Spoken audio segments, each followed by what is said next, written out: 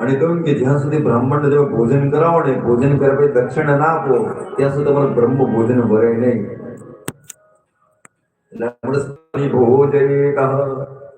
બ્રાહ્મણને ભોજન પણ કરાવવું જોઈએ ને ભોજન કર્યા પછી દક્ષિણા પણ આપવી જોઈએ.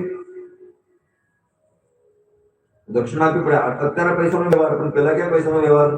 અરે વશિષ્ઠ બાપજીએ સંકલ્પ કરાવ્યો કે હું 1 વર્ષની તપશ્ચર્યા મેં કરી છે અને એ વર્ષની તપશ્ચર્યાનું જેટલું ફળ હોય એ ફળ હું તમને આ ભોજન કર્યાની દક્ષિણા પાછળ અર્પણ કરું છું. આવો સંકલ્પ કર્યો અને લઈ ગયા. થોડોક સમય પસાર થયો પછી વશિષ્ઠજીને પણ થયું લાવો બ્રહ્મ ભોજન કરાવીએ. વિશ્વામિત્રને બોલાયા. વિશ્વામિત્રને બોલાયા એટલે પછી વિશ્વામિત્રને પણ ભોજન કરાયું. ભોજન કર્યા પછી એમને દક્ષિણા આપવી પડે, આપવી પડે.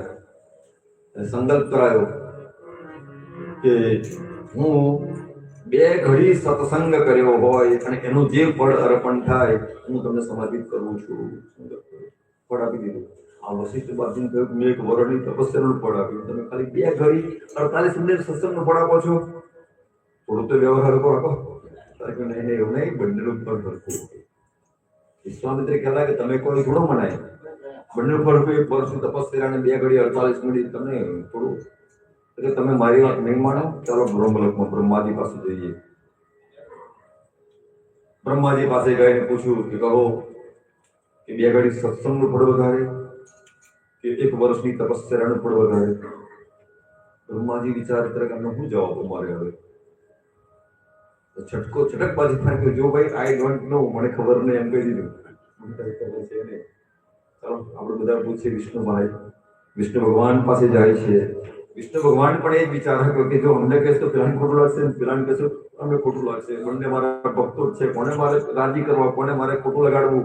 એટલે કહ્યું કે જો ભાઈ આ બધા જવાબ છે ને મારી પાસે હોય નહીં, તમારે શંકર ભગવાન પાસે જવું જોઈએ અને એ જ મહાદેવ છે, એ જ બધું કરી શકે એવા છે. આપણે બધાને શરણે જઈએ એટલે એમની શરણાગતિ ક્યારેય વ્યર્થ જાય નહીં. અને આ પ્રમાણે બધા જ જાય છે શંકર ભગવાન પાસે. અને આટલો જ પ્રશ્ન પૂછ્યો, કહો મહાદેવ 1 વર્ષની તપસ્યાનું ફળ વધારે છે કે 2 ઘડી સત્સંગનું ફળ વધારે? શંકર ભગવાન કે વિષ્ણુ ભગવાન શું જવાબ આપે? કે હજી જવાબ ના દો. શંકર ભગવાન વિચાર અમારા ઈષ્ટ જવાબ આપતા કેમ જવાબ આપો?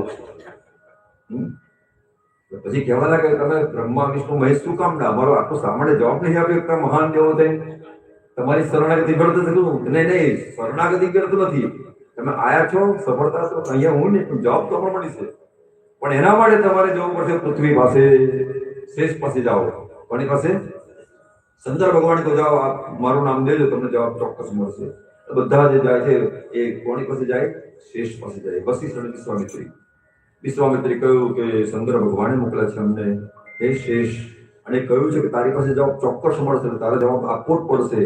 શેષ પૂછે કે જવાબ પ્રશ્ન તો પૂછો.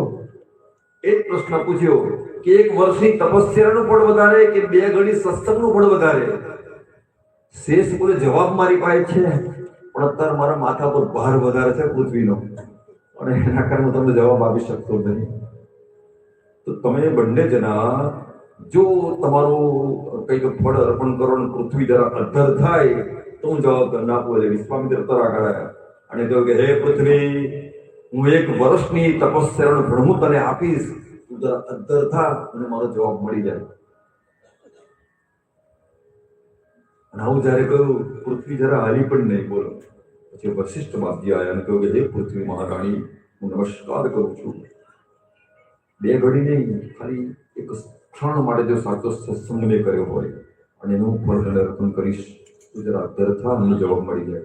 અને આટલું જયારે કહ્યું ને તારો પૃથ્વી અધ્ધર થઈ ગઈ. વિચાર કરો. અને અધ્ધર થઈ ગઈ એનો જવાબ મળી ગયો. પછી શેષ ખાલી પૂછ્યું જ, ખાલી ઈશારો કર્યો કે જવાબ મળી ગયો. ત્યારે વિશ્વામિત્રને પોતાનો જવાબ મળી ગયો. એનો અર્થ એ થાય છે કે 1 વર્ષની તપસ્યા કરતા પણ 2 ઘડી સત્સંગનું ફળ વધારે છે. આપણે બધા તપસ્યા 1 વર્ષની કરવાના ખરા? અને જો કરવાનો હોય તો ટિકિટ રિઝલ્ટ કરાવી દો બેન. જેની ઈચ્છા હોય 1 વર્ષની તપસ્યા કરી વાર રહેજો બધા. બરાબર? આવતા વર્ષે પણ છે પાછા આપણે. બરાબર? તો 1 વર્ષની તપસ્યા જેને ના કરવી હોય તેને ખાલી 48 મિનિટની સત્સંગ કરજો. પણ પાછો નિત્ય ખોપનારો નહીં, દરરોજે કરવાનું. એનું ફળ છે. સત્સંગ મંડલવતે પુરુષો યદા વૈ. આ સત્સંગનું ફળ છે. અને પછી તો